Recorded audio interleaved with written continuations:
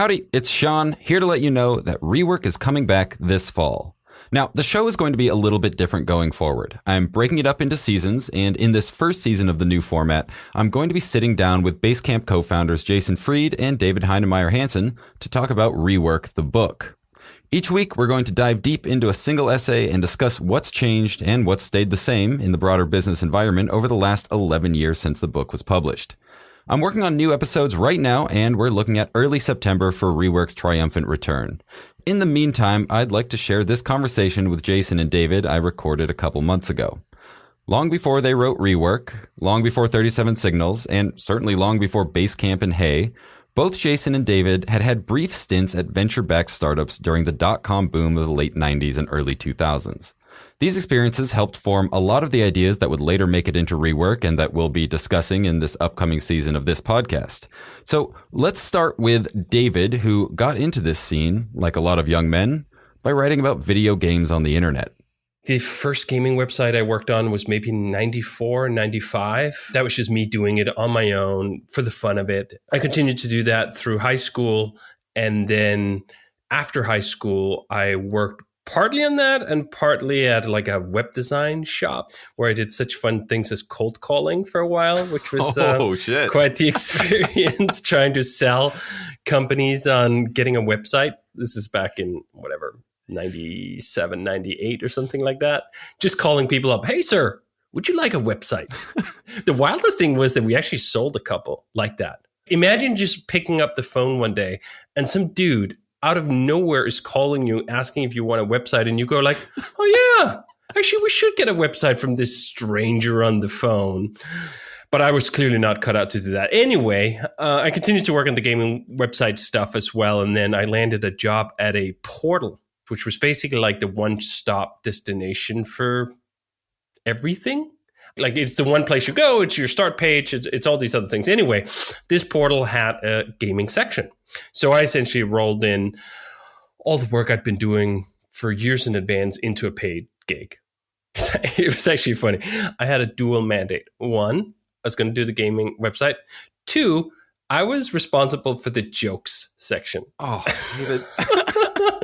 Literally like taking submissions from their customers, sending in jokes and putting it into this huge database where someone could look up a joke.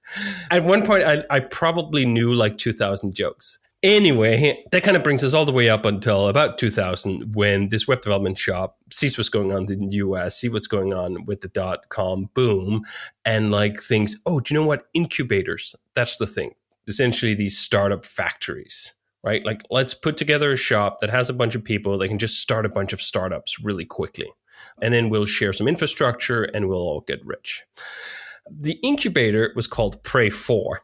This incubator was started by the people who were running this web development shop, which ended up getting sold to one of the largest, international European advertisement companies called Leo Burnett.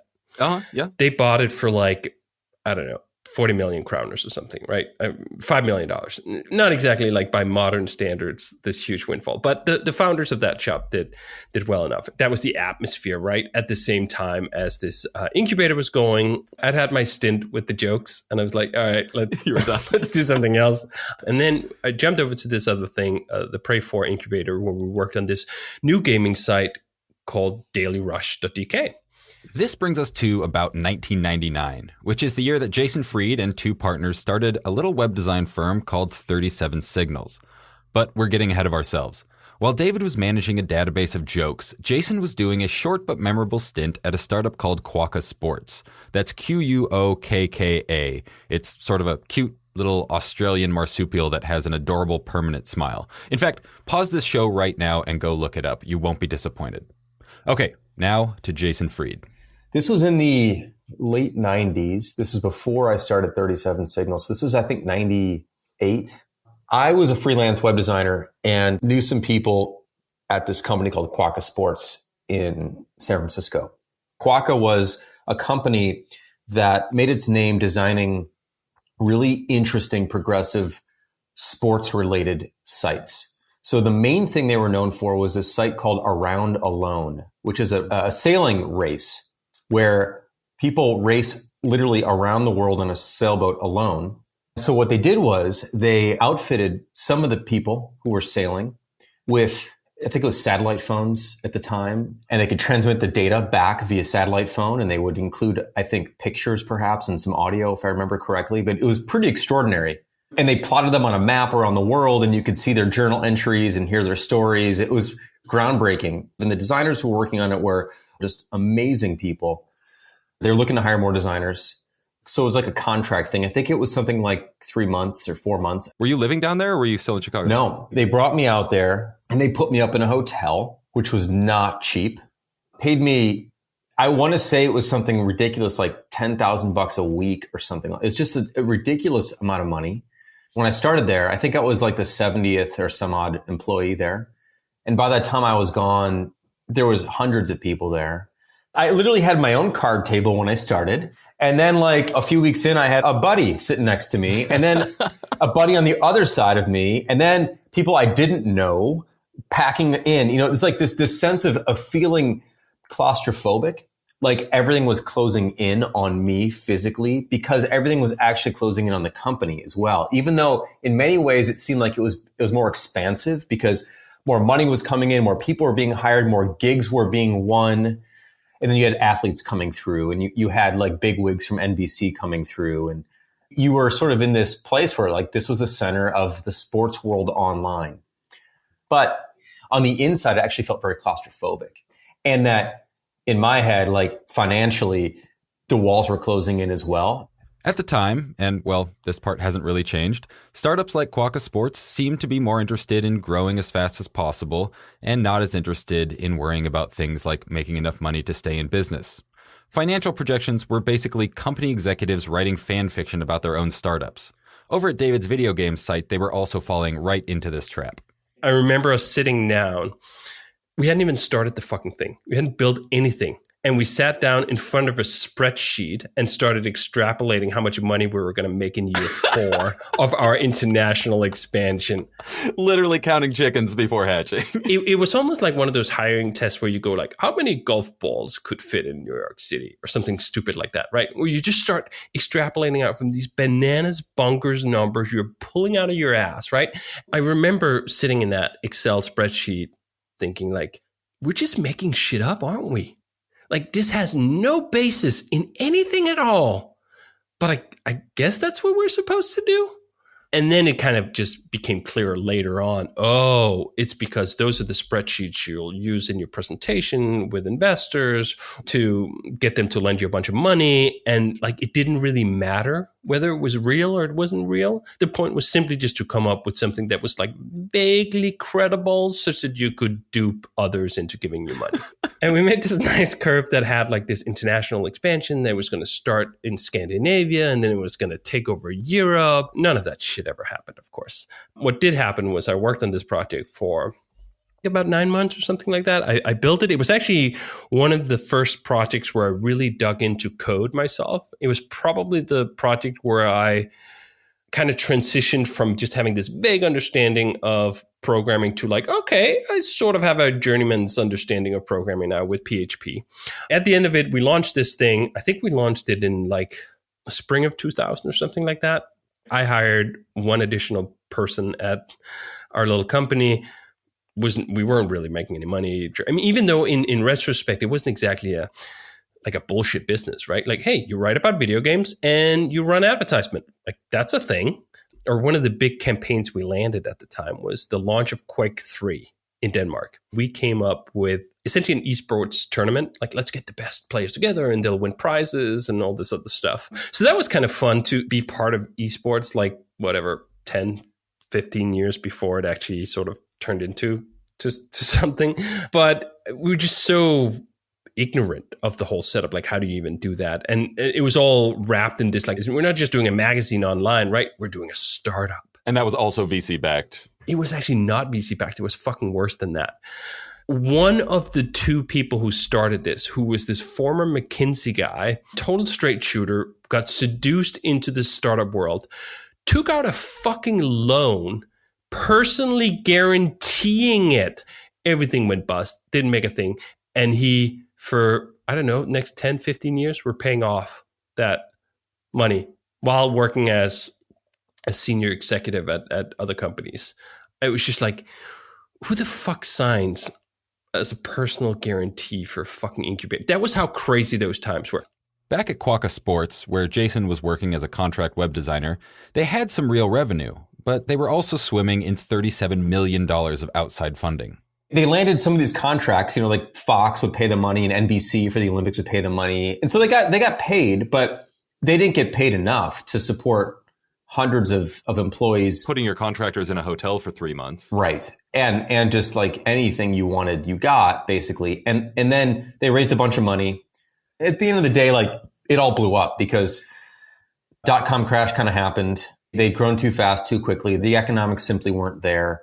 It's not like the Olympics happened every year. He had to land a lot of work to pay for this and it just didn't happen. And I just saw so many decisions being made on the inside that made no sense at all.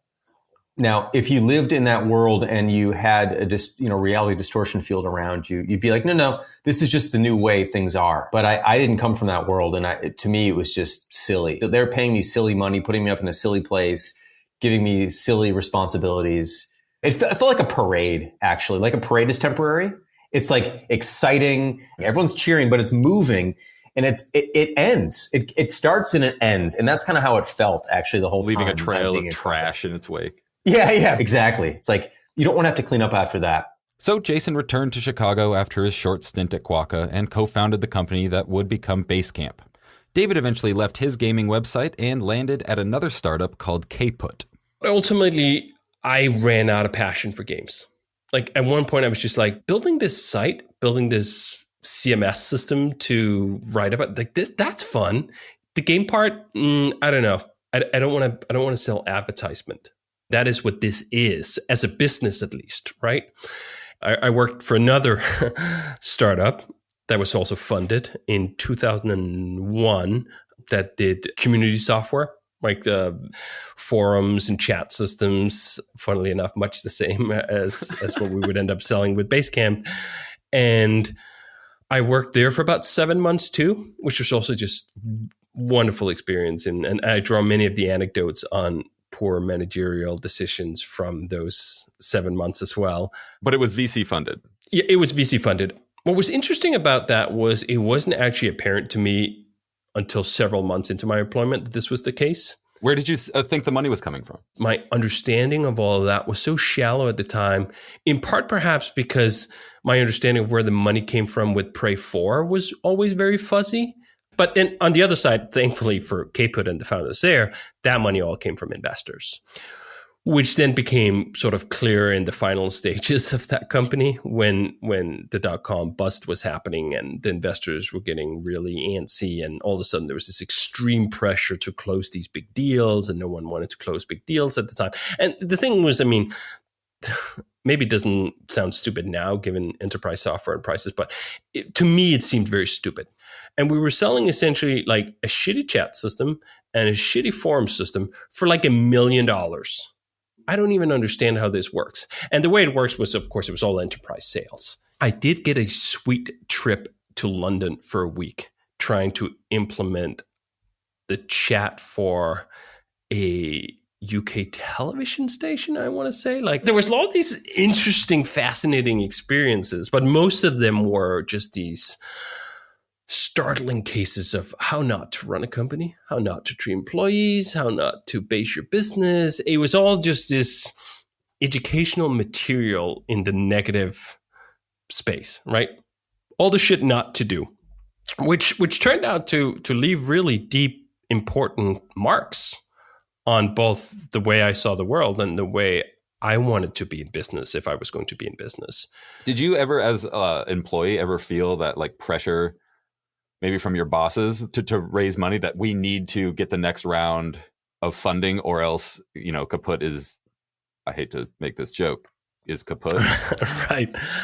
Not so much at Kput, but I had these other experiences where I kind of knew what the game was and what they wanted. Overwork is a great example. So I was working at the portal there for a while, right? And I wanted a bigger monitor just because I did. I don't think there was any particular reason. There was probably because I wanted a bigger screen to play Quake on, right? But I had already understood at this point, like how to speak to management in in the language that they would understand, right? So I went to the manager of the firm and said, like, I forget the exact bullshit reason I came up with, but it was total bullshit reason that essentially amounted out to, like, I would stay longer of work if he bought me a bigger monitor, right? Sure. And it was just like, that was the unlocking. Like, you could see I was just trying to lock with all the arguments, and you're like, it's not really registering. It's not real registering. He's not going to give me the money. He's not going to give me the money. And then I say, I'll stay later at work, and then click, the lock. Ooh, productivity. Right, exactly. Productivity, right? These are the kinds of things we hear about a lot with companies that are under constant pressure from investors. Overwork is a huge one, and Jason definitely could feel that at Quokka Sports. People were just burning themselves out, working extraordinary hours. Like Tuesday and Saturday were no different. It was just days to fill time. Yes, extraordinary things were built. It wasn't easy work, but it didn't need to be 100-hour week kind of work. It was frenetic, and like any collection of frenetic, crazy energy, like it burned itself out. It's a short-lived, high impact environment, and then it sort of can't last. How did that manifest sort of on your level? It manifested physically. It was the sense of not having any private space to work in. At Quokka, when I first started, I had, like I said, a card table basically, which wasn't really that much space because it was backed up against a hallway and everyone was kind of walking behind me, which means like everyone's looking over my shoulder while I'm working. It was very uncomfortable, you know. Work in progress is not always pretty work. When we built the Basecamp office, the last one, we had way too much room, but that was actually partially intentionally. The way we built the desks, no one looked at someone else's back. We butted them up face to face, but had dividers, and then no one was looking at your back. So like you were backed up with, was it Michael? My back was to Jonas's back, and then Waylon was to my front. Right. So you and Waylon were looking at each other, but you couldn't see each other. Facing each other, but there's a divider. Right. Yeah. And then Jonas was facing the other way. And as we added more desks, as we added more people, we never put them side by side, and we never changed that orientation. We just did squeeze the space, but the space we squeezed was back to back space. So you still never saw anybody, or no one's ever looking over your shoulder, you know? So I did think about that. That was important to me because that feeling that I had at Quokka was extremely uncomfortable. And I don't know, some people might not be bothered by working in close quarters, but I am. If you hadn't had worked at Quokka and you started a web design firm, let's call it 37 Signals, without that Quokka experience, would you have taken venture capital funding? It's easy to say yes or no now, of course. Right, but no, I mean, no, I wasn't interested in that, especially at that point. My mind was already made up. Like that just wasn't the direction I was going to go in anyway. It wasn't sort of for me. Chicago is not the center of that kind of world. So I wasn't exposed to it all the time. I was never kind of raised that way. I don't know. It's like, just be frugal. Don't spend more than you have. If you can't afford it, don't buy it. That's just how I've always been. And so I'll attribute that to my parents. They probably just instilled that in me. And that's kind of how I've always built things. And when I met up with Ernest and Carlos, my first two partners in 37 Signals, they had no interest in raising money either. Like for Carlos, who'd run his own graphic design business for 20 years or whatever it was at that point, he'd done it himself too. Like venture capital wasn't even like a thing he thought of. It wasn't even an option. Ernest, though, had come from a big website company called Organic Online, which is venture funded, I'm pretty sure. But we never even for a second contemplated what it would look like to take money or why we would even need to. It just wasn't even a thing we considered. In many ways, those two, let's say 3 experiences, working at the portal, working at the incubator, and then working at this Caput company, which really only in total time was like, 2 years or something like that? I learned more in those 2 years by very far and away than I would learn in going to Copenhagen Business School for 3 years and getting a bachelor's degree. It's funny because that's the way memory works, right? Like that's a very short amount of time in sort of absolute sense, but it looms incredibly large in formative experience for me.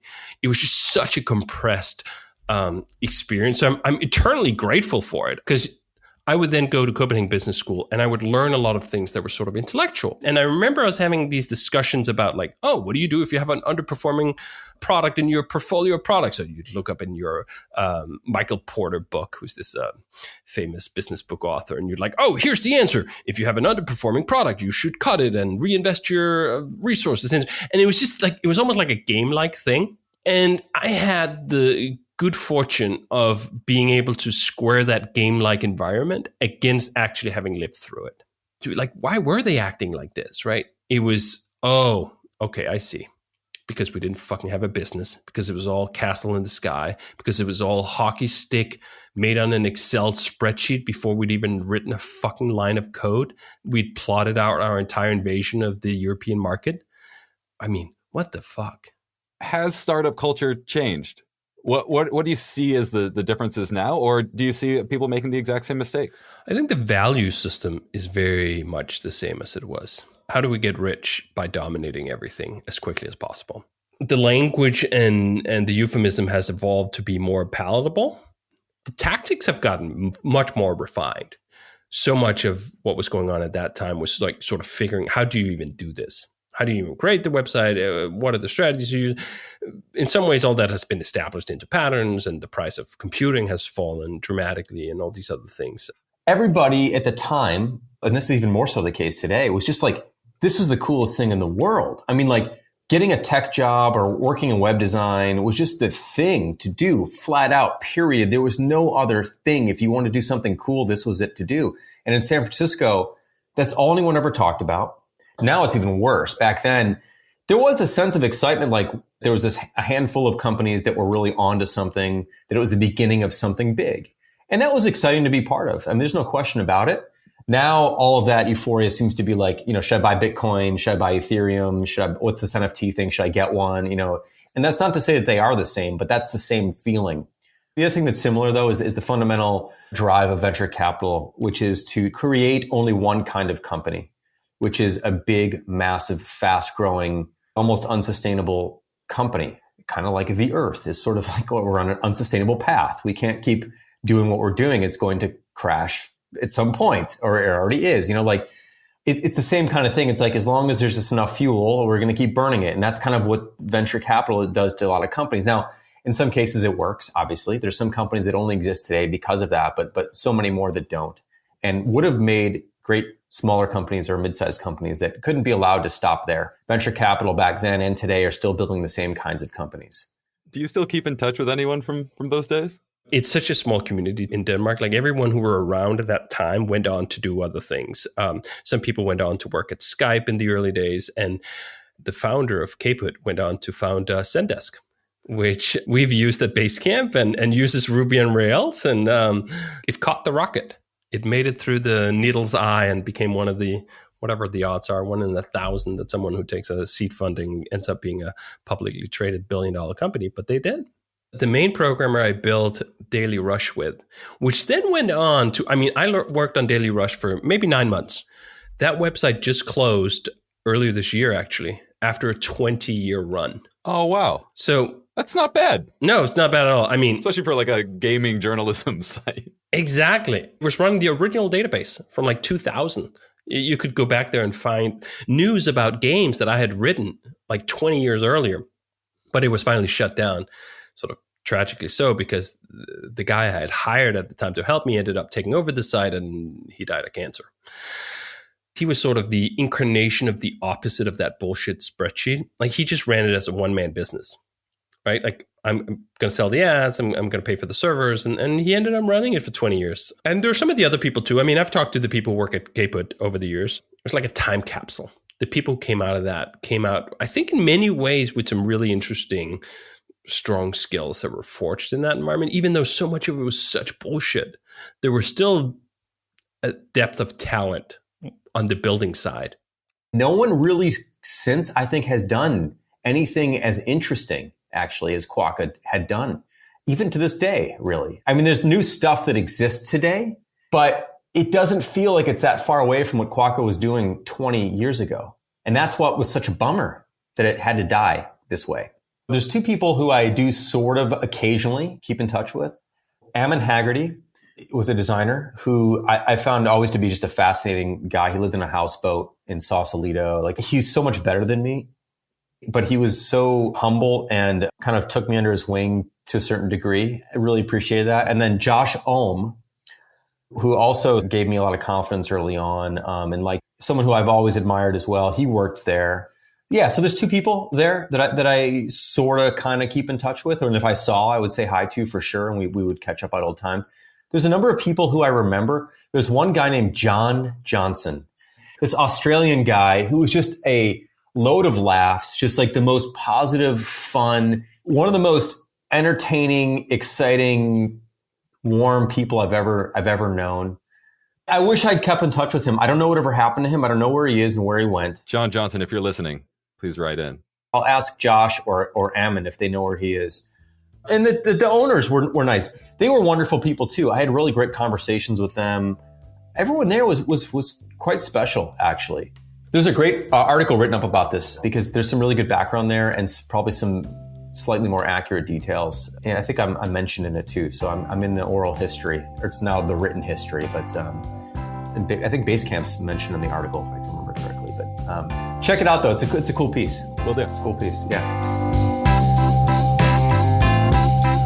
Rework is a production of Basecamp. Our theme music is by Clipart.